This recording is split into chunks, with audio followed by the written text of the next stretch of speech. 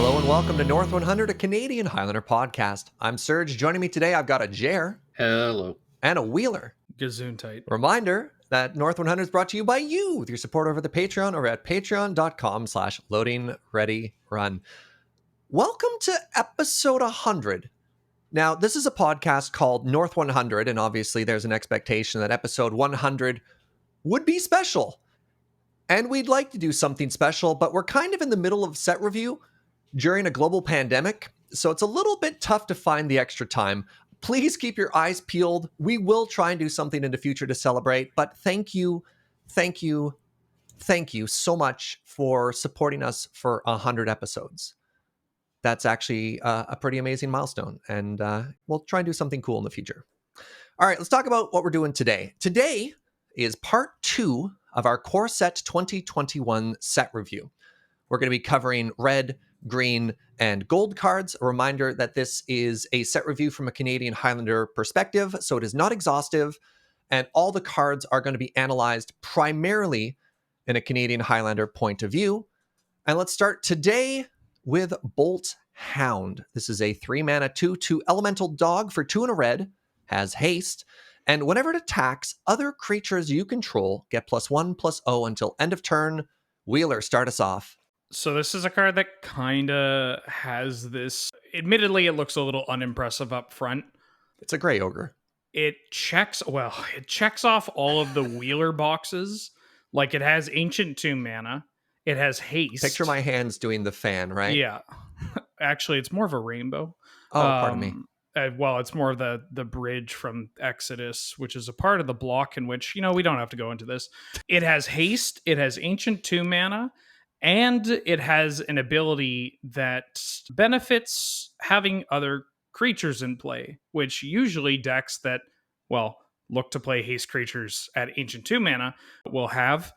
I actually like this in medium red, or at least I like it enough to try it out. I was toying with, after Ikoria came out, I was toying with a medium red build that was like further kind of pinpointing a spot between just straight up aggro and medium red, where it's like you're not playing big dragons, but you really just have all of the token generating creatures. And in fact, the token generating spells. And it was extremely efficient at killing people and at rebuilding. And it didn't require the, absolute high roll draws that medium red occasionally needs. And this card just is a slam dunk in that deck. And then, you know what? It probably has some applications in like a red-white tokens, aggressive tokens deck, or like a red X kind of go wide deck. I'm shocked at how much I like this card. Quick question. Mm-hmm. Do you think it would go in Goblins? No. So Goblins is, we might talk about it later in the set review, but like, Goblins went from, I guess I'm playing this 1/1 that does a thing, to, all of my cards are extremely good and efficient. And so I think this card is not going to be able to make the cut in a deck like that. All right. Let's move on to the Loading Ready Run preview card, Brash Taunter. 5-mana 1/1 Goblin for 4 and a red. Indestructible. Whenever Brash Taunter is dealt whenever Brash Taunter is dealt damage, it deals that much damage to target opponent, 2 and a red, and tap. It fights another target creature. Wheeler. Okay, so now that we're not doing a PPR kind of like make it easy on people to kind of understand what we're doing for North 100, or if you're here fresh from the PPR, holy wowie zowie, I love this card in exactly one deck, and it smokes it in that deck. Like, it's just... So I'm talking about this, it's like a big red or red-white kind of stuffy doll, air quote, kind of like combo prison-y deck. Something that is near and dear to my heart. In fact, one of the first, if not the first, decks that I ever won a Highlander tournament with. Like, ever. Your 5-color Planeswalker Cascade Time Vault this stuffy doll predated deck? that. This was like a late 2008, early 2009. Everybody goes through a prison wildfire phase, right? Every Magic player, it's like a rite of passage. You and I are still stuck in that phase, Oh, Serge, God. So... It's not a phase. Yeah, 10 exactly. years go by. Yeah. But it might seem like why the hell are we talking about this kind of card? It's a 5-drop and Swords to Plowshares exists, bounce spells exist, but we're talking about applying this in a red base deck that already plays a bunch of ramp spells, already plays worse equivalents of this card, and this card can just be found with a bajillion different tutors, both Imperial Recruiter and Recruiter of the Guard. You can find it with Goblin Matron, and then it kind of has this added effect of those tutors also find other cards that combo with this. So Guilty Conscience is like a very iconic like stuffy doll combo. There's a somewhat convoluted Kiki Jiki-ish line involving it, but hey, when you have a bajillion mana and your opponent has 0, it's not that convoluted. But yeah, no, I love this card in that deck. Everything else, so bad. Don't play it. Like it's hard unplayable in Goblins, unless there's again some kind of loop that I'm missing. But Cool. Yeah. All right, next up, Chandra, Heart of Fire. 5 mana Chandra for 3 red gets you 5 loyalty. +1, discard your hand. Then exile the top 3 cards of your library. Until end of turn, you may play those cards exiled this way. Another +1 ability, 2 damage to any target. -9, search your graveyard and library for any number of red instant and or sorcery cards, exile them, then shuffle your library. You may cast them this turn, add 6 red mana. Jer. I actually kind of like this card. It's not great at defending itself, which makes me believe you want to play it in a deck that's slightly more proactive than reactive, but it is 5 mana, so the really proactive decks aren't going to play it. But I could see playing it in like a bigger red-green deck or medium red. I don't know. Ben can maybe weigh in, but I think the +1 can potentially just run away with games. Sorry, which one? They're both +1s. The first one. Yeah, I'm not sold at this in medium red, but I'm kind of just like on the same sense of that Jer is, in that like when you play, I mean, Magic in general, but especially a format like Canlander long enough, sometimes you'll get cards like this where you're just like, you look at it and you're like, I know that this card is good. Where? Yeah. But I don't want to make any like immediate bold claims for exactly where it can fit, because it's like not the best, right? Yeah. Yeah, But I'm with you there. Yeah, I think I'm on Jer's line of thinking with this card. Let's talk about Chandra's Incinerator. 6 mana 6/6 elemental for 5 and a red. This spell costs X less to cast, where X is the total amount of non-combat damage dealt to your opponent this turn. It has trample. Whenever a source you control deals non-combat damage to an opponent, Chandra's Incinerator deals that much damage to target creature or planeswalker that they control. Jer. This card has a lot of really exciting text, and it's starting to make some waves in other formats. I just don't know how reliable it is in Canlander. Like I don't really think Burn plays this. Maybe I'm off base there, but I just think it's a little too clunky for Burn, and I don't know if any other deck can reliably set it up in a way that you can get it into play on time and you can utilize all the great text that's on the card. It's a type of card where you look at it, a lot of people look at it and immediately kind of think like the best case scenario for it, right? Where you're like, oh, if I play this and I bolt, then I get a 1 mana 6/6 or whatever. And it's like, okay, but if you're in like a position where you're throwing Burn at your opponent's face like that, like, aren't you already in a good position? But the fact that it doesn't have to be bolt, and it could be bolt shock, or it could be a double shock plus this, or Chandra tap ping ability, something. yeah, Firebrand archers. Like, I was initially poo on this card. I was just like, you don't need this, and it probably won't ever come up. Like, it just feels win more. But like I've slowly started to kind of just be like, you know what? Every time I say that about a card for red, I just die to it. Or then I just start, or I just like pick it up and I start killing with it. And I think that this card might end up just being actually quite good. I mean, the question we have to ask ourselves is, how happy are you if you cast this as a 6 mana 6/6? Pretty bummed. yeah, it's like I don't think that's why you sign up for this card. Sure. Do you think this card is playable in medium red? I almost think it's better in that deck than it is in burn. Yeah, given that a lot of medium red decks have played more, they've started, cutting their curve a bit and playing more burn instead of just like, here's 20 dragons. I miss 20 dragon dot deck. Well, you could still play like you're still playing more dragons than Sure. would be advisable. But like if you're that deck and you get up to 6 mana and you rip this off the top, like sure, whatever, I'll play a 6 mana. I'll play like a Colossal Dreadmaw or whatever. Like I could foresee this in medium red if you are more burn heavy, but like we're going to get to other cards for that deck, so it's pretty hard to justify every slot. All right, let's move on to Chandra's Magmut. 2 mana, 2/2 elemental dog. Tap ability, ping target player or planeswalker. I actually like this card. Red 2-drops. If you look at red decks, all the 2-drops that they play are from like the last 2 years, 3 years. Maybe my timing is off and Kaladesh was actually like 5 years ago, which is a scary thought to think about. But like there's a lot of really good 2s now. And that's something that red had kind of struggled with previously, but made up for the fact that you just have a bajillion jackal pups. But like I got a soft spot for any kind of creature that can just like punch face a bit. It's got a reasonable body. And then once they build up like a defensive wall, you could just start pinging. Like control decks and mid-range decks have like the board-based cards that they have now are messed up. And so, you can deal with one of them, but you will eventually hit a spot where you're kind of locked up on board. And so being able to pivot from like attack you twice and then just start pinging you or pinging off a planeswalker is kind of convenient. But it's also just a dog.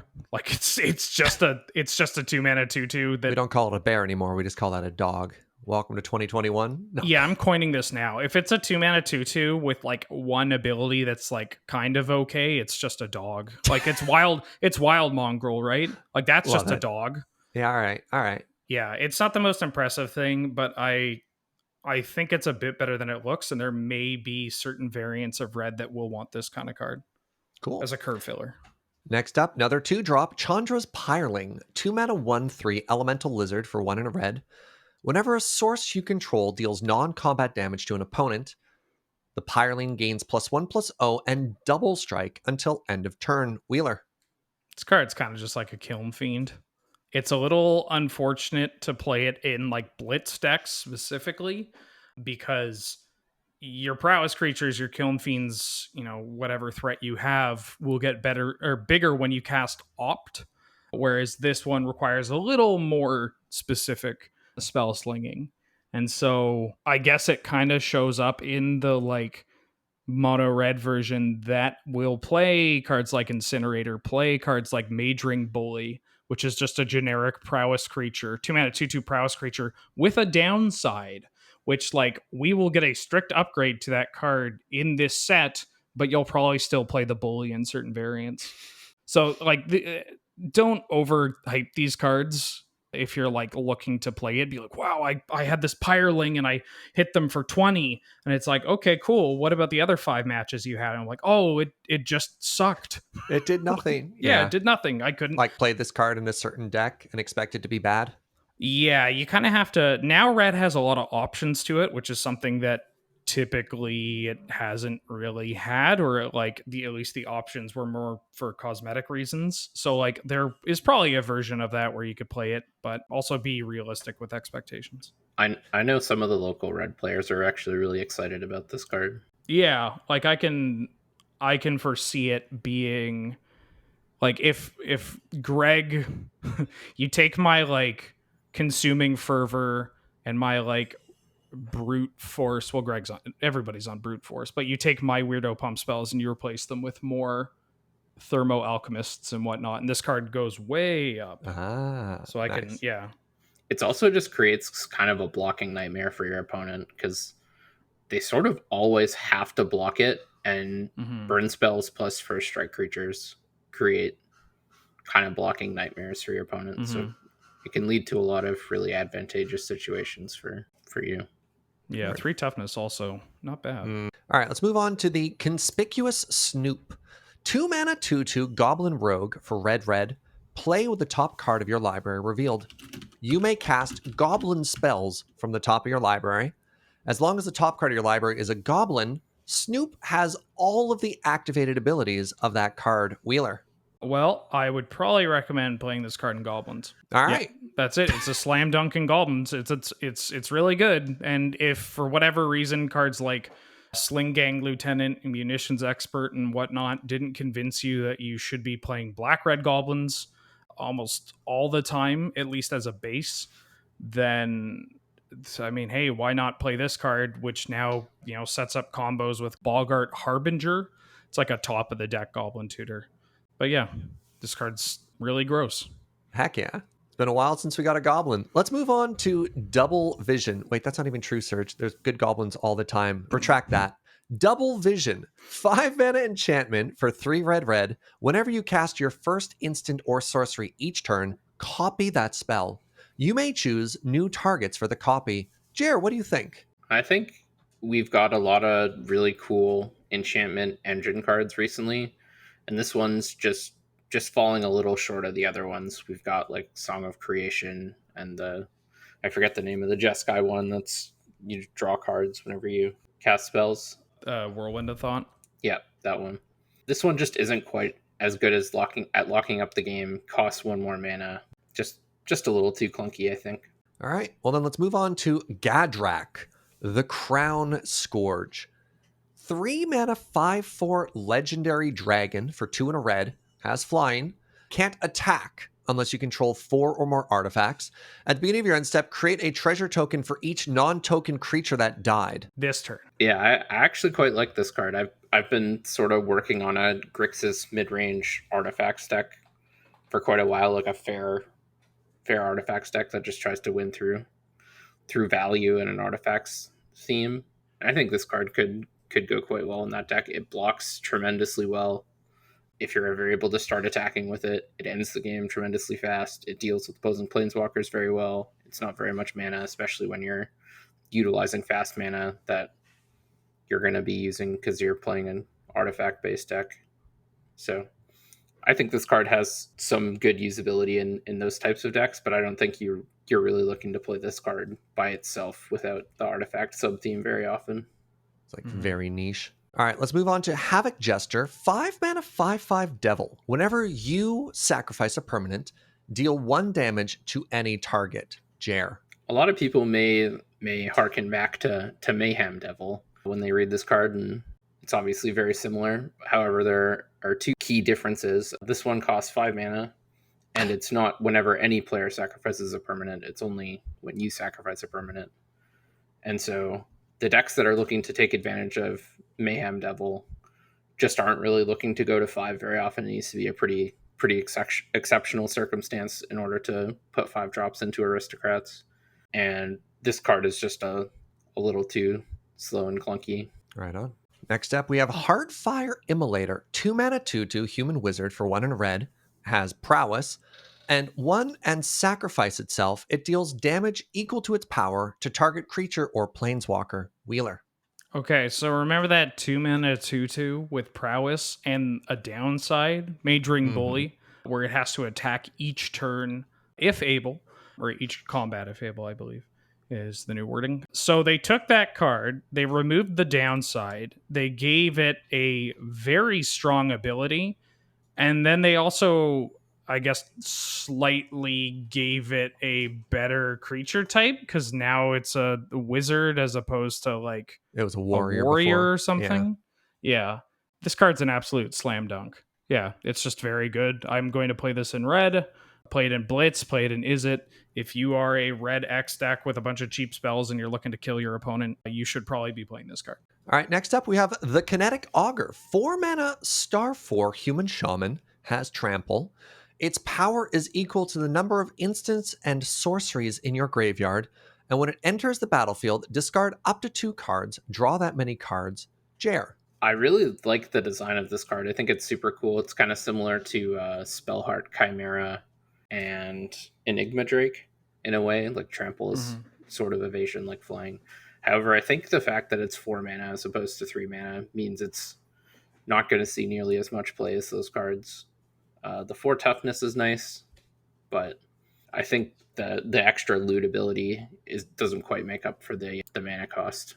But I could kind of see this like having maybe a bit of niche kind of density play. Like if you're looking for another, like if you're blue red, like I'm dumping all my spells into my graveyard and Rune Chanter's piking you, or if you're looking to combo kill with this card, like dump your stuff, reanimate it, and then smash, then this might be worthwhile just because it's so easy to cast and it does have the added, well, I guess I can cash in these 2 cards in my graveyard. That's the one thing for me is the easy to cast. I'm so on the fence about this card. Yeah, like it's I'm with Jer in that 9, well, maybe 8 times out of 10 is that like you're probably just going to look at it and be like, this is too expensive.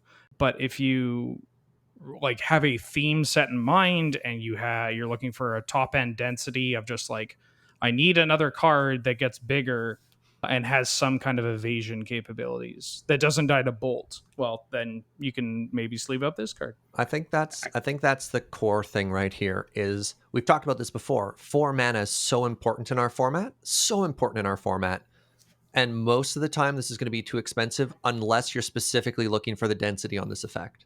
Yeah, I guess I didn't think about it compared to Crackling Drake, and I guess there's some certain amount of times that double rummage will be roughly as good as drawing a random card, but flying's usually better than trample. So oh yeah, absolutely. Yeah, now that I think about it, I think it's closer than when I first thought, but yeah, it might be worth a try. It's like the scales are tipping so hard in one direction, but they're still a little bit there. Yeah, exactly. All right, let's move on to Soul Seer. 3 mana instant for 2 and a red. Deal 5 damage to target creature or planeswalker. That permanent loses indestructible until end of turn. Jer. I really like these cards, and I really love once again, I'm going to shout out the design of things that blast planeswalkers. But I think the fact that this can't go upstairs and doesn't exile means it's unlikely to see much play in our format. There's just so many good removal options for at 3 mana. You're either looking for something that's cheaper or has a bit more utility in the ability to go upstairs. All right, let's talk about a card I'm going to do my absolute best to pronounce. Oh, the irony. And I'm almost certainly going to get wrong. Sabirah Tulzidi Caravaner. How'd I do? Yeah. You did infinitely better than my attempt to pronounce. I got through the first 2, and then I, for like an hour, pronounced it Caravaneer, which is way too pinky up. All right, Sabirah is a 3 mana 2/3 legendary human shaman for 2 and red. Has haste. Activated ability for a generic mana. Another target creature with power 2 or less can't be blocked. Activated ability 1 and a red, and tap and discard your hand until end of turn. Whenever a creature you control with power 2 or less deals combat damage to a player, you may draw a card. Wheeler. I love this card. This card's an absolute slam dunk in medium red.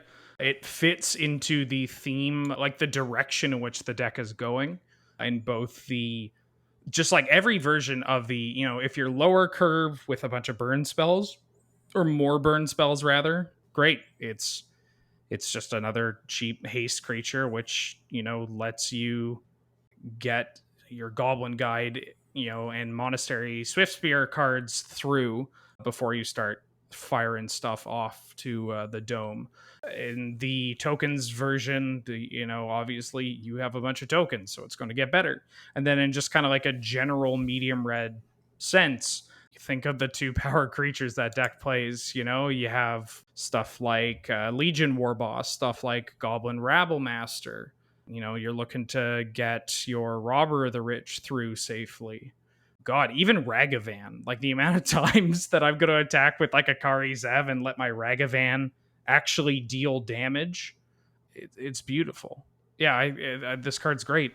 I don't care. Like, you'll use the second ability for sure, but like, you don't really need to use it that much to get the most out of this card.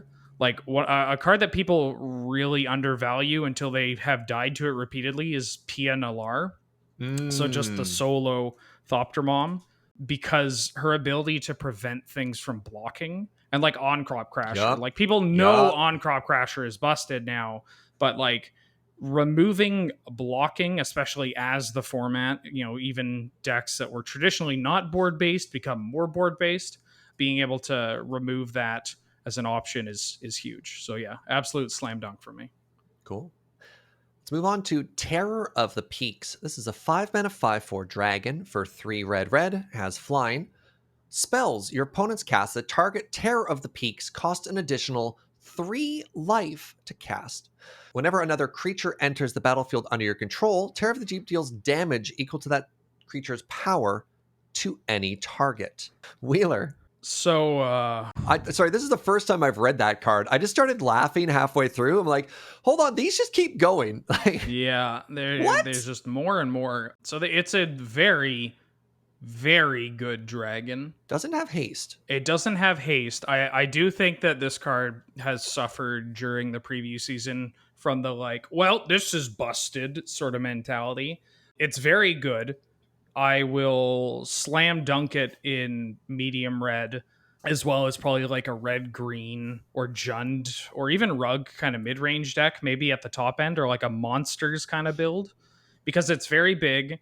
It's kind of difficult to deal with efficiently, especially because of the additional cost of the life to use the spell. And if you have any follow up, you could just get to further murder people with the triggered ability.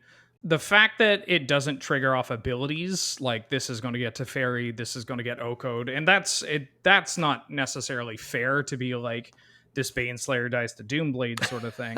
But like, yeah, you know what? Sometimes I'll take the 3 damage if I have to get rid of it because I can't let this survive. Sure. And it doesn't just stop at those 2 planeswalkers, right? Chandra, Torch of Defiance deals with it. The 6-drop Inferno one can kill it and survive. Jace the Mind Sculptor, like all cards that medium red can deal with once they tick down. But like, God, it's still not Glorybringer, I think. Like, I think that Glorybringer is still just the best kind of dragon. That Glorybringer just like ends games and then also just removes all hope before ending games. Like, but don't get it twisted. This card is very good. And triggering off tokens is also quite powerful. This doesn't feel like a finisher, which a lot of the dragons typically are in those decks. This feels like the means to an end. But, like Glorybringer, choo-choo, you turn it sideways and they die. This feels, because it doesn't have haste, you're really waiting, like, the setup turn. This feels like a more traditional bomb in that cast it, and you're like, hey, if I untap with this, you're dead. I think the context of the decks that can play it, like, if I'm generating tokens off, like, Handweir Garrison, or off, even stuff like Rabble Master, whatever it may be, that is pretty scary still. Like, it does have an immediate impact, but yeah, it's not like a Thundermaw Hellkite, like, oh, I thought I had countermeasures, but it turns out I was in fact dead. Yeah. All right. Let's move on to Transmogrify. 4-mana sorcery for 3 and a red. Exile target creature. That creature's controller reveals cards from the top of their library until they reveal a creature card. Then they put that card onto the battlefield and shuffle the rest into their library. I feel like I've read this text before. Wheeler. Yeah, it's a polymorph. Technically, you could exile their super scary threat if you need to. Literally the same wording as polymorph, except exile instead of destroy and red instead of blue. Right. It's just there are other like polymorph effects, especially those in red, that the way that it's worded implies that whatever you're exiling also gets shuffled in with other cards. So that's just why I was clarifying. Oh, right. It's not. Yeah. Yeah. I got a soft spot for mono red polymorph and commander, so that's why I'm double checking. I also just have a soft spot for polymorph effects in general. They're always not good.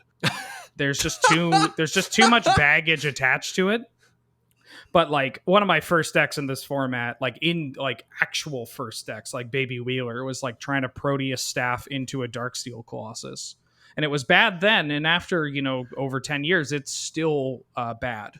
But That's never stopped anybody ever from playing a thing. So, hey, if you want to polymorph things, consider red instead. Because, I mean, you got Luca, you got this card now. There's like 4 other red polymorphs. So, hey, you have density. Amazing. All right, let's talk about our last red card today, Unleash Fury, which that's really quite some art. If you're looking at the art here, a man's just punching a minotaur in the head. 2 mana instant, 1 in a red, double the power of target creature until end of turn. Wheeler, take us home. It doubles power, and it's a spell that costs 2 or less. It doesn't give trample, which is a big oof, but hey, you know what? I'm not going to be too greedy. If I'm playing a air quote berserk deck, not just any deck with berserk, but if I'm playing something with like Temur Battle Rage, like a blitz kind of variant, I am going to play this card. Right That's on. it. Yeah. Well, let's move to green, and let's start with a reprint, Azusa Lost But Seeking. 3 mana, 1/2 legendary human monk for 2 and a green, has the text, you may play 2 additional lands on each of your turns. I'm just excited they reprinted this card. I think this is a very niche card. People who are already playing lands are already aware of it. People who've been playing Commander for a while are already aware of it. Play it in lands. I mean, it's not much of a great set review, but Well, I don't know. I I'm mean, just glad this card's back. to clarify, play it in like combo. Sure, yeah, you're probably not lands. playing this as much in the mid-range version, right? Yeah. Like, specifically in the all-in lands deck that is trying to abuse as many landfall triggers as possible to kill you through either Surge assembling lands. a combo like Dark Depths. Yes, go ahead, Wheeler. No, I said Surge lands. Play it in Surge lands. As opposed to the lands deck that do a lot better and win. Yeah, that's fair. Well, as opposed to lands decks that finish the round on time. That's what I was going to say. I didn't want to roast. I didn't want to do you too dirty like that. Come on now. All right, let's go. All right, let's move on to some of the new spice. Elder Gargaroth. 5 mana 6/6 beast for 3 green. Has vigilance, reach, trample, and, but wait, there's more. Whenever it attacks or blocks, choose one, create a 3/3 beast creature token, gain 3 life, or draw a card. Jer. Oh boy. Yep. Sure has a lot of good words on it. Thankfully for me, it can be countered, so I'll ignore most of the text a large percentage of the time.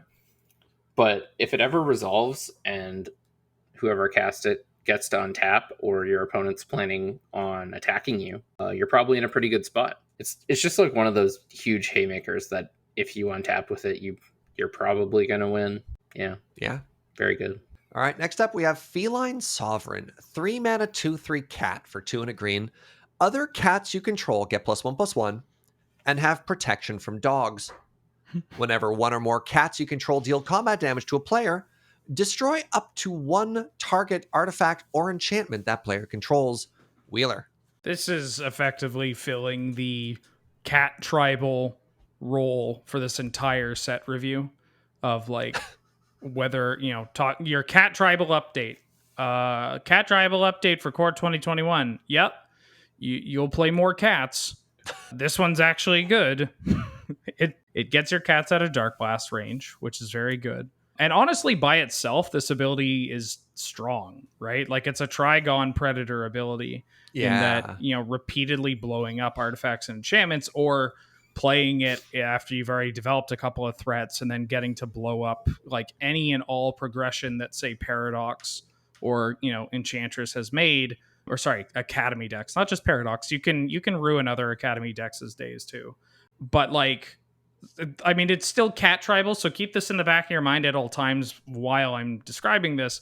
But honestly, the matches where these decks tend to really suffer, the like density tribal decks, are going to be stuff like Academy and Enchantress that kind of just want to set up shop because you're both just playing your game plan, but you have brought it onto yourself to just play pack rat magic, but with like a not good tribe. And so having stuff like this can help kind of like solidify against those matches. You're still going to lose to any deck that wraths your board. That's for sure. Yeah, this has a lot of text on it. And like maybe the protection from dogs will be relevant someday. Someday. I mean, I look forward to playing this at a tournament and then just like blocking somebody's Isamaru. We're like, And they're got just him. like, wait, what? Yeah.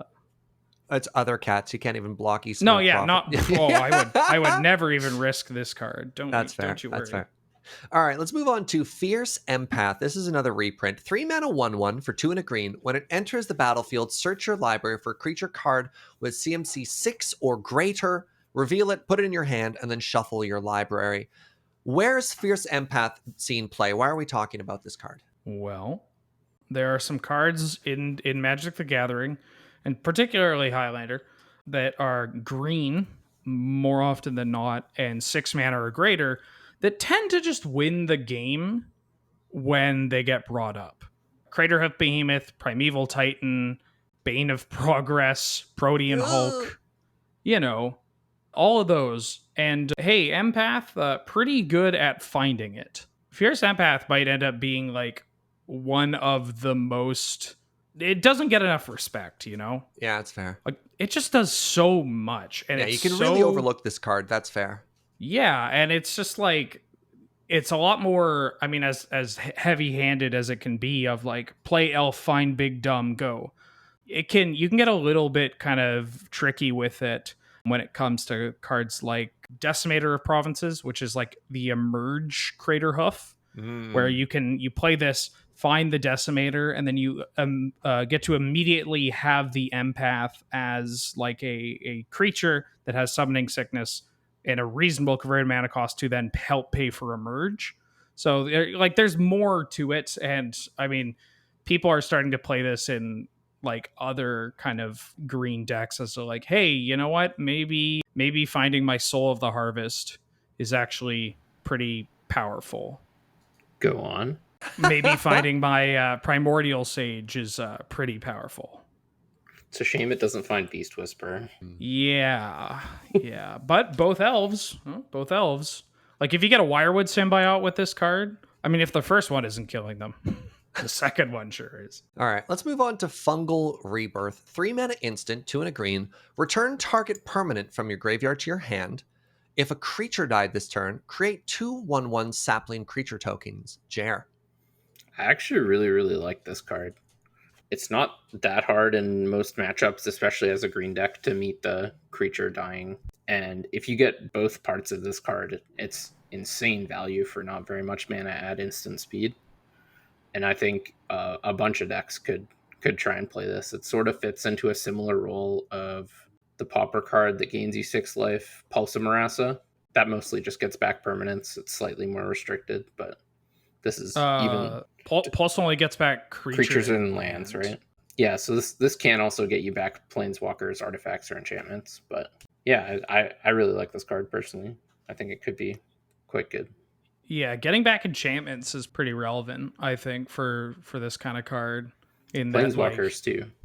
Yeah, absolutely. Like I guess I'm thinking from like a engine-y kind of like use my graveyard kind of perspective. Like if you get to rebuy like a Liliana or a Garrix or whatever, like you're golden. But also this screams recurring nightmare style kind of shenanigans to me. It is so hard to beat a recurring nightmare deck that gets it going, and it takes like a lot of effort to catch them out on it, and then you just have this to get it back, and you're like, oh, okay, well. All right, let's talk about the new Garrix. Garrix back and Unleashed. 4 mana gets you 4 loyalty for 2 green, +1 ability. Up to 1 target creature gets +3/+3 and trample until end of turn. -2, create a 3/3 beast token. Then, if an opponent controls more creatures than you, Garrix gets a loyalty counter. And -7, you get an emblem with, at the beginning of your end step, you may search your library for a creature card, put it onto the battlefield, and then shuffle your library. Jer. I like this card quite a bit. The +1 is really, really great in creature decks. The -2 is good at providing you relevant board presence and good defense for the planeswalker, and it's especially good when you're behind because it makes the ability even more efficient. And the ultimate, which is actually reasonably attainable, wins you the game. So sort of checks all the planeswalker boxes. It's reasonably costed green planeswalker. Planeswalkers in green are often more playable than others because green has the acceleration to get them out ahead of curve. So I expect this card to see a bunch of play. I was thinking about this card, excuse me, because there's been a lot of shockingly large amount of people that seemed like unimpressed by this card, and I saw it, and I like How? Why? Who? I don't know why. I'm not going to name names on the Facebook and in the comment section, but like I saw this card and kind of just immediately thought like, this is just like it brings everybody together, or at least like it could be Jer and I arguing about big dumb 5-drops and like playing 28 lands, and then somebody puts this Garrick in front of us and it's like, you know what, maybe we're not so different. Because like this is just like, oh gee, I love this card. This card is I think this card is absurd. Yeah, like it's trample, like +3/+3 and trample is so they're dead. That's 3 mana worth of stat. Like modern day, that's like 3 mana worth of effect in a +1, which kind of goes on. Like people ignore that, but like if you play this on turn 3, like that's absurd. Like especially with elves, then all your elves are just gonna kill them while you get to tick up to ultimate. Trample. I look forward to casting this on turn 2 and immediately ending the game. Yeah, it'll be All great. right. Let's move on to Garrix Harbinger. Harbinger or Binger? Harbinger. 3 mana 4/3 beast for 1 green, hexproof from black, that new templating instead of protection. And whenever Garrix Harbinger deals combat damage to a player or planeswalker, look at that many cards from the top of your library. You may reveal a creature card or Garrix Planeswalker from amongst them and put it into your hand. Put the rest on the bottom of your library in a random order. Jer. People must think this card is great because this card is very good. Like especially in combination. Like imagine if this card has +3/+3 and trample. Just for a second. This card's really good. It's card advantage. It's a great body. It has some relevant evasion. It wears Rancors and equipment very, very well. Good with anything that gives it trample. So it's just like you just don't see this effect. Like yeah, ever. It's so cool. It's just so. All right, let's move on to Garrix Uprising. 3 mana enchantment for 2 and a green. When it enters the battlefield, if you control a creature with power 4 or greater, draw a card. Creatures you control have trample. And whenever a creature with power 4 or greater enters the battlefield, draw a card. Jer. Well, you know what Meatloaf always said, 2 out of 3 ain't bad. I think Garrick missed the mark with this one. It just doesn't quite do enough. Gives your opponent the opportunity to remove 4 power creatures in response to this to goozle your card draw. Giving green creatures trample is good, but not worth a card on its own. That costs 3 mana at least. And if you're planning to just cast 4 power creatures for the rest of the game, that's usually good enough on its own. You don't need to play a card to make doing that better. All right. Now, here's another unpronounceable card. Jolrael Moonvolley Recluse. Moonvolley Recluse. Thank you, Jer. Jolrael Moonvolley Recluse. What? Monvooley Recluse. 2 mana 1/2 legendary human druid for 1 and a green. Whenever you draw your second card each turn, make a 2/2 cat. 4 green until end of turn. Creatures you control have base power and toughness XX, where X is the number of cards in your hand. Wheeler, what do you think? I've been thinking about this card like kind of nonstop. How did you get this card? It has cat, but Jer has druid. All right, give me a cat perspective, Wheeler, and then I'm going to throw it to Jer for the druid perspective. No, I wasn't thinking about cats. What? Like I was thinking about Sorensen, like blue-green tempo or like a blue-green mid-range style deck.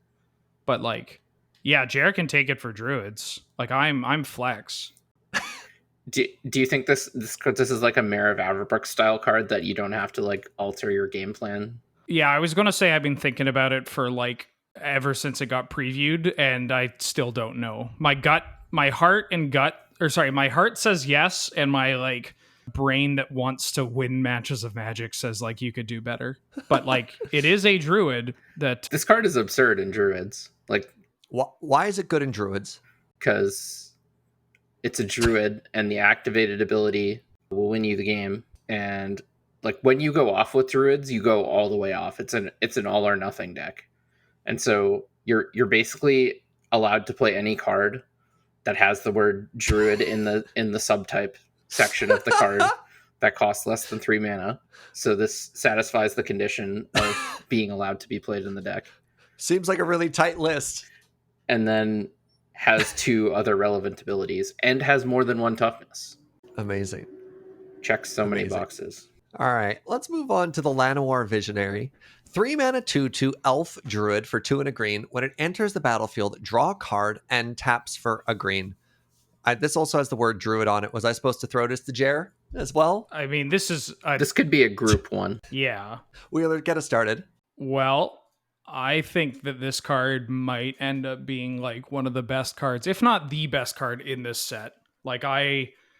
It's an elf that draws a card when it ETBs, which is pretty good. It's also a mana dork, which is pretty good. It's all on one card. It has a relevant body. It's easy to cast. Like every part of this card is good, right? I concur. Like its mana cost is easy to cast, and it lines up with, every deck that is looking to play this style of card. And it has the best creature type in Magic. Yeah, elf. It's relevant for that. It draws a card when it comes into play on a creature, and like so many awful cards get played that have that line of text. It's a 2/2, which is actually a creature. Like 1/1s aren't really. I mean, 1/1s can be creatures if you have Gaia's Cradle and whatnot, but this is a creature in the sense of like, oh, this can kill a thing if I attack, and then it just adds a mana. This is, I think this is like an absolute slam dunk in like elf combo, ramp combo, hoof, pod, Sandy B. Pod, Sandy. Sure. Yeah, it's just like, oh god, it's so. If you're a deck that wants to play creatures and have mana, check this out. Cool. Yeah, like they put it all on one card. All right. Well, I think we've said enough then. Let's move on to Pride Malkin. 3 mana 2/1. Not quite as exciting. For 2 and a green, you get a cat. Very, very dapper looking cat. When it enters the battlefield, put a +1/+1 counter on target creature you control. Each creature you control with a +1/+1 counter on it has trample. Wheeler. So this is a cat for sure. But I'm more just thinking about it for creatures. Or sorry, for counters. There's already a version of this card with, I think it's called Tuskguard Captain, which has the static ability. That card has Outlast, so it can start putting counters on itself, but Outlast can take a little bit of time, and it can only do it for itself, whereas this one can start buffing other things, as well as immediately make it a threat. Like the counters decks really just want other things that help come in, like that come into play with counters immediately, give other thing counters. Like this just does everything that deck wants. Like it's absurd how much it does, but it is a weird thing to say for such a gorgeous just cat. Like it's just a cat. The art is just a cat. It's so good. The art and the card. Yeah. Cool. Yeah. Let's talk about Primal Might. This is an X sorcery, X and a green. Target creature you control gets +X/+X until end of turn. Then it fights up to 1 target creature you don't control. Wheeler.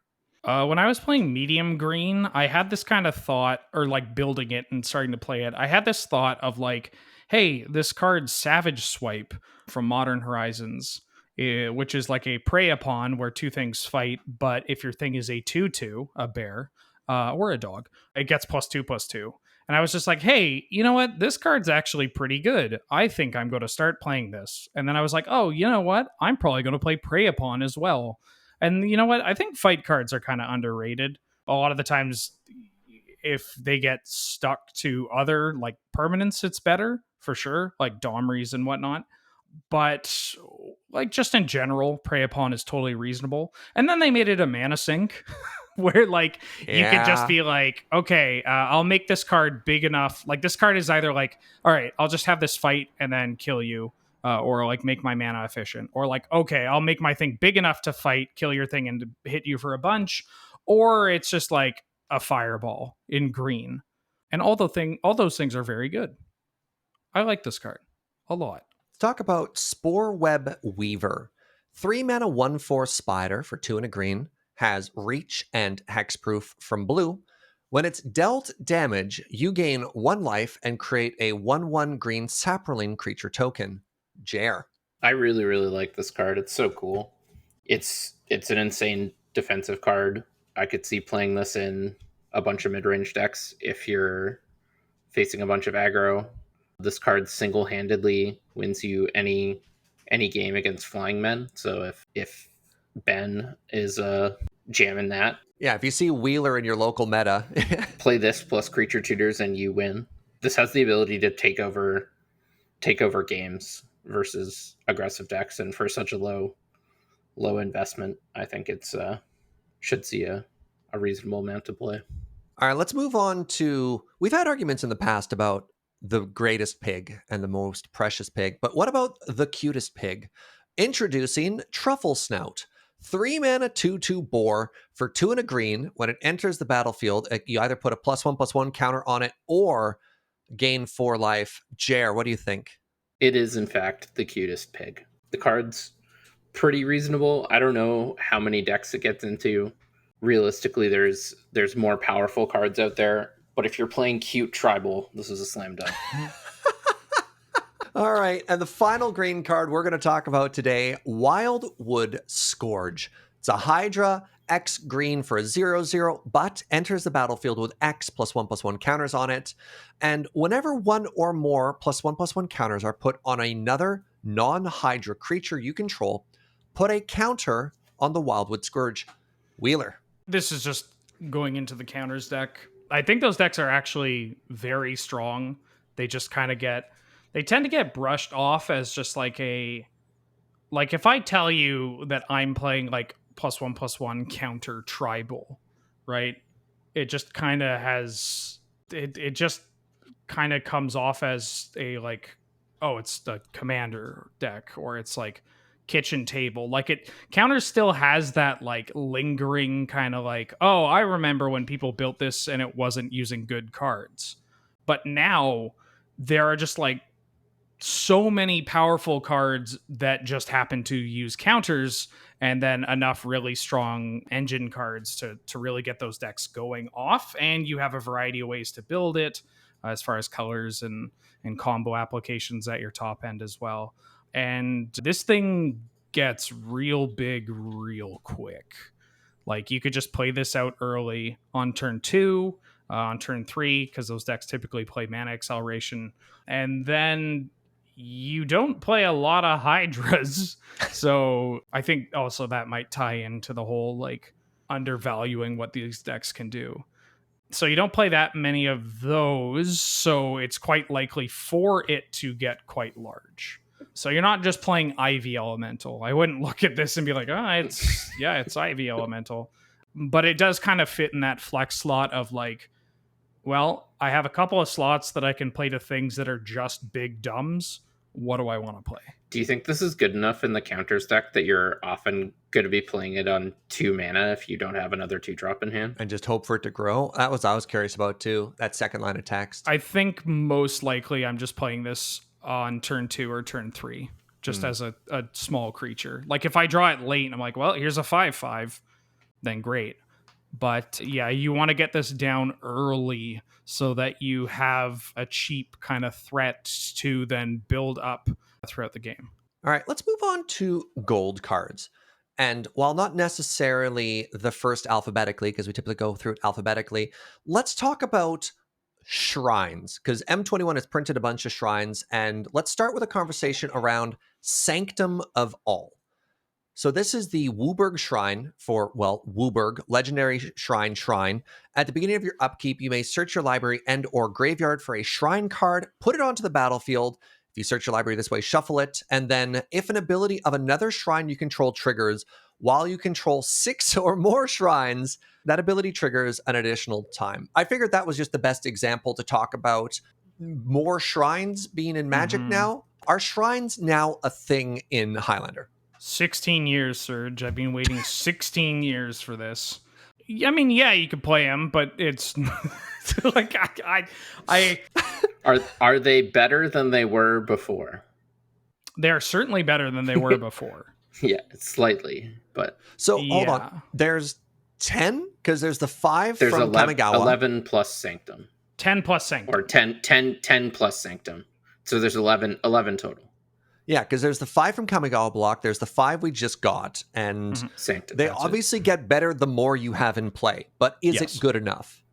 I think that you could craft a reasonable list, a reasonable way of building an Enchantress variant with this. You could even put them into 5-color prison if you want to. But yeah, like if you're trying to just like lock down the game, shrines are surprisingly good at that. And like they don't do anything immediately, which is one of the downsides to them. But honestly, like what they provide every turn is usually pretty good by themselves. And once you get 2 shrines, it's like you start to it's like an avalanche of value. And don't even get me started on 3 shrines. Like, how do you feel about 4 shrines? Woo! Oh, that's I'm fanning myself over here. Once Jared. you get to like 4 or 5, you start worrying about like decking out, or like, am I being cruel? Or like, is my opponent having fun? Oh, I thought we were talking about things we worried about. Yeah, all right, fair enough. Yeah. Okay. How could they not have fun? Look at all the shrines I have in play. All right. I mean, that's fun, right? Yeah, I don't know. I think shrines have indeed gotten better. I think there is now a way, like you could now justify building a 5-color prison deck, be it either enchantment based or, I mean, hey, maybe shrine based, baby, where you just play these and you just stop your opponent from doing something. You can take advantage of the fact that they're enchantments in multiple ways. But yeah, I mean, hey, I'm set, and you better believe my response is going to be incredibly biased. Play these. All right. Let's check out. This is an interesting card here. Alpine Houndmaster. 2-mana 2/2 human warrior for red and white. When it enters the battlefield, you may search your library for a card named Alpine Watchdog and or Igneous Cur, reveal them and put them into your hand. Both of those are dogs, spoilers. When it attacks, it gets +X+0 until end of turn, where X is the number of other attacking creatures. So I guess I have 2 questions to ask the group here. 1, let's evaluate this card in isolation by itself. And 2, let's talk about this card of, is it worth it as a tutor to get 2 other random dogs? Because then you have to put those cards in your deck as well. Go? My instinct is that this is a little too clunky and not worthwhile. Like, the aggressive decks need their card quality to be really high because they typically need to use all their cards to win the game. And one of the ways they lose is by drawing too many lands, and you can sort of offset that by keeping your card quality really high. This does get you more cards, but I'm not sure if that's what red-white aggressive deck is really, really looking to do. Yeah, one of them's like a 1/2 with fire breathing for 2, and the other's like 2/2 for 2 vigilance with a keyword. Yeah, they're not great. A dog. Yeah, I mean, by itself, this card's fine in the sense that, I mean, if you're playing Boros aggro or like warriors, it's both a human and a warrior, 2 like tribes that are in these colors that are dying for more aggressive 2-drops that are actually very, aggressive. If you have other creatures that attacks for 3, which if you're playing a Boros aggro deck or one of the aforementioned tribes, you're probably going to have other creatures. Like Igni, the red one is just not a magic card. Alpine Watchdog, which is the 2-mana 2/2 with vigilance, that's easy to cast, is more in line with being a real card, but like I don't think they're good enough for Highlander. Yeah. Which is unfortunate because I've been really enjoying the standard deck called Paw Blade that plays this. Oh my god. Yeah, it's very good in those, but Paw Blade is so good. I love it so much. Yeah. And wow.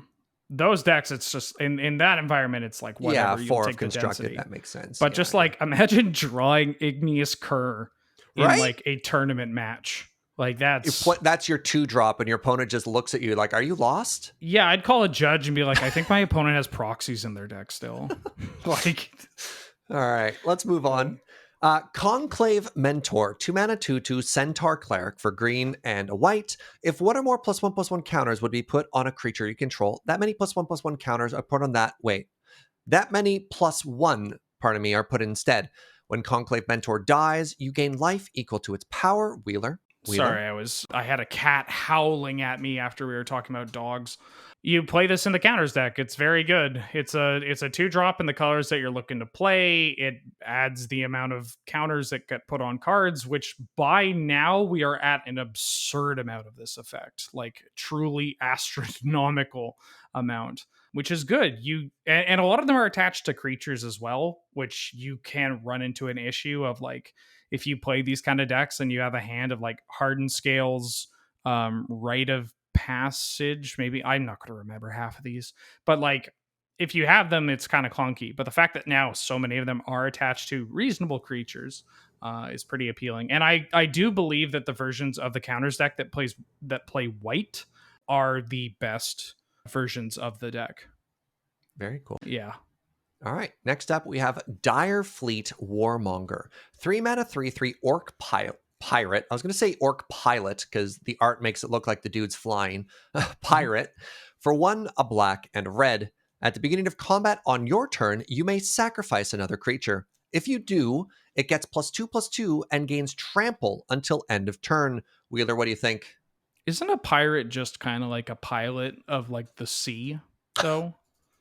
Sorry, I figured that we should use the time talking about this card for something more constructive than whether or not you should play it. Please don't play this card.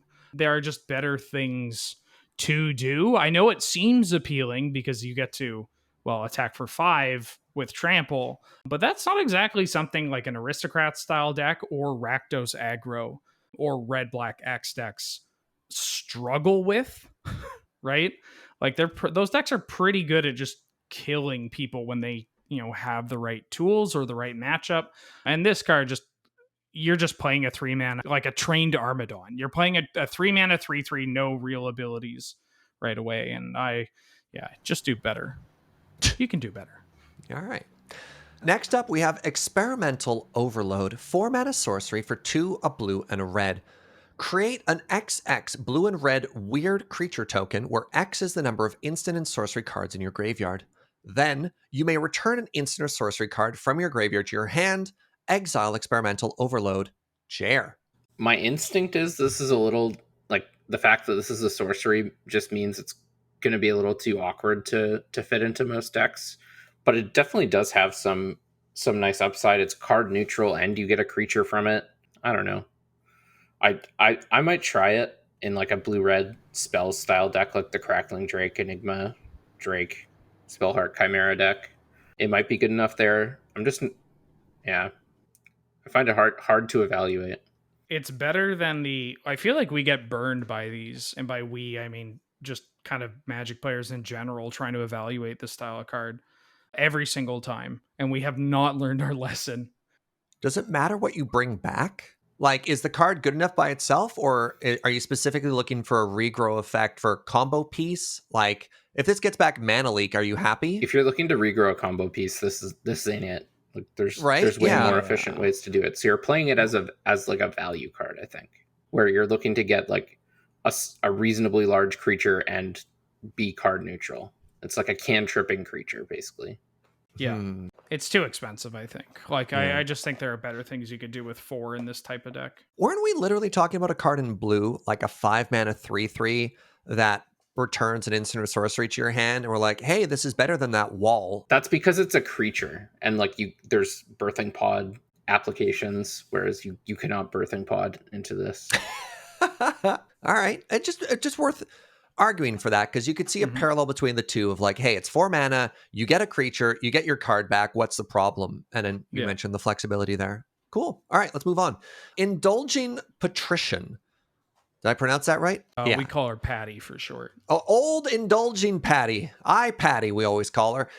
3 mana Vampire Noble 1/4 for 1, a white and a black. Has flying, has lifelink. And this is absurd. At the beginning of your end step, if you gain 3 or more life this turn, each opponent loses 3 life. Wheeler. Shout out to Serge for reminding me to charge my iPaddy. Legitimately, thank you for reminding me. I'm a absolute sucker for, also not a pun on a vampire now that I think about it. I'm an absolute sucker for the life gain cards, and I do think that this black-white version of it, be it an aristocrat style or be it annoy the hell out of your opponent, although I guess that covers both of those. Like I love that kind of theme, and I genuinely think it's pretty good right now, or at least it can show up to an event and kill people. This being a 1/4, like this just has so much good going for it, right? Like it's relatively cheap. It has flying and lifelink. It is a vampire, which I mean, I know there are dedicated vampire players out there that you'll probably want to sleeve this up too. It doesn't die to bolts. It trades with like Brazen Borrower, Vendilion Cleeks, Nibble Obstructionist, Doesn't even all that trade. jazz. It eats them. That just kills them. Eats them for lunch. That's what I mean. Ruins their day. And again, gaining 3 life is just like so easy for those decks, right? It's just like, oh no, how will I ever gain 3 life? Well, I guess I could. Oops. Yeah, I coughed, right? I like thought about gaining 3 life and then gained 3 life. So yeah, it's just another kind of entrant in the conversation of, hey, this deck, this one particular style deck, or like one theme, will want this card.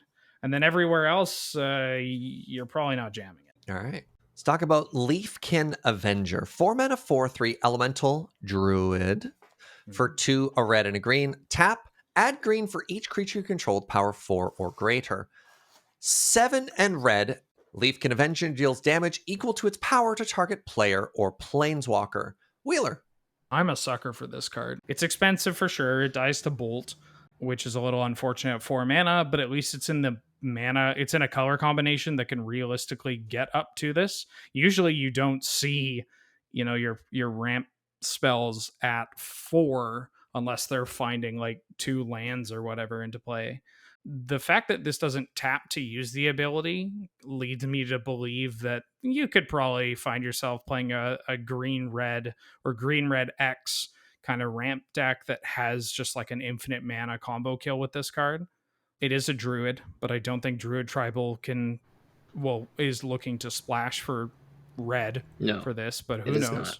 And then just like sometimes you will ramp into nothing, but like this is not nothing. Like it's a 4/3 and it can dome out planeswalkers if you need to. So like I like everything that's going on with this card, whether or not it ends up fitting into a deck that you should be looking at in favor of, say, other kind of red-green ramp strategies. That's still up for debate, even though I'm kind of siding on just do something else. But it has a lot of powerful things going for it. Next up, we have Niambi Esteemed Speaker. 2 mana, 2/1 legendary human cleric for a white and a blue. Has flash. When it enters the battlefield, you may return another target creature you control to its owner's hand. If you do, you gain life equal to that creature's converted mana cost. For 1, a white, a blue, and tap, and discard a legendary card. Draw 2 cards. JR, what do you think? Her pose is exactly what all Allurin players all over the world are doing right now. They're like, Niambi. Yeah, this card's great in Allurin. I don't think it's going to see much play elsewhere, but I could be wrong. Really quick, why is it good in Allurin? In Allurin, you actively want cards that will return other creatures to your hand. Being blue is also an added benefit. For a different reason than Force of Will, it's actually for Cavern RP. All right, well, very cool. Yeah. Next up, we have Obsessive Stitcher. 3 mana, 0/3 human wizard for 1, a blue, and a black. Tap, draw a card, then discard a card. 2, a blue and black, and tap, and sacrifice the Stitcher. Return target creature card from your graveyard. Well, it's in blue and black, and it loots, so that's pretty all right. 3 mana is not the best to be playing, but honestly, like Reanimator style decks, you got Tomebound Lich, or Tomebound Lich rather. You've got, what the devil is it called? Champion of Wits style cards. Maybe even Bonded Fetch if you're feeling extra spicy. And then this also just reanimates. Like, it's a looter that also has an instant speed reanimation ability attached to it. Which unconditional, which is a big deal. Yeah. Often they limit these ones by CMC or whatever, and this is just a creature. Yeah, pick creature, bring back. Cool. So I think this card's pretty good in that deck. The art's also super good. The art is so weird. She's sewing Yeah, it her own feels like hand a- onto the thing.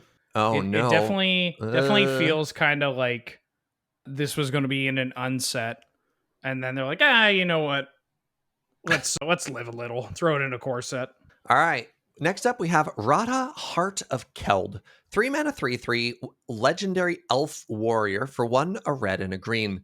As long as it's your turn, Rada has first strike. And I like this new templating to make first strike aggressive rather than defensive. So you only get that bonus when it's your turn. You may look at the top card of your library at any time, and you may play lands from the top of your library. 4 red green. Rada gets +X until end of turn, where X is the number of lands you control. Jer, what do you think? I actually don't think this card really has a great spot. She's really cool, but I just don't see where she fits in. Her abilities seem a little disjointed to me. Like, she has a reasonably aggressive body, but not like the best. She has an aggressive keyword. Then her other 2 abilities are like a mana sink, which is pretty good, but she doesn't have trample, so she's not actually going to end the game like exceptionally well, and it's really expensive. And then like kind of like consistency smoothing other ability. It just seems like her abilities are sort of like all over the map to me. Yeah, I agree. All right, and then let's move on to Rin and Seri, Inseparable, probably the cutest card in the set. Wait, actually, quick question, quick detour. What is cuter, Truffle Snout or Rin and Seri? Pig, not close. Pig. All Easy right. pig. All right, easy pig. This is a legendary dog cat 4/4 for 1, a red, a green, and a white. Whenever you cast a dog spell, create a 1/1 green cat token. Whenever you cast a cat spell, create a 1/1 white dog token. Red, green, white, tap. Rin and Seri deals damage to any target equal to the number of dogs you control and gain life equal to the number of cats you control. Wheeler, what do you think? I feel like I'm only ever playing this card in Cat Tribal out of like obligation of like It's a cat. If I don't play it, people will be like, "Why aren't you playing this cat? That's a legend in these colors." And it's like, Guess I have to. Couldn't find a copy. Oopsie doopsie. Like, but it's Magic Online. Like, it's it's not. It doesn't do enough. Like, I mean, I think people knew that, but also just to really sell it, it doesn't do enough in either Dog Tribal or Cat Tribal. Yeah. All right, the final card we're going to talk about today, Watcher of the Spheres. 2 mana, 2/2 bird wizard for a white and a blue. It has flying. Creature spells with flying you cast are 1 generic less to cast, and whenever another creature with flying enters the battlefield under your control, Watcher of the Spheres gets +1/+1 until end of turn. I'll take this one to myself. Thanks, Serge. You're welcome, Serge. I'm going to play it in blue-white tempo and or blue-white skies. Pretty happy with both of those. Typically like a dedicated flyers list.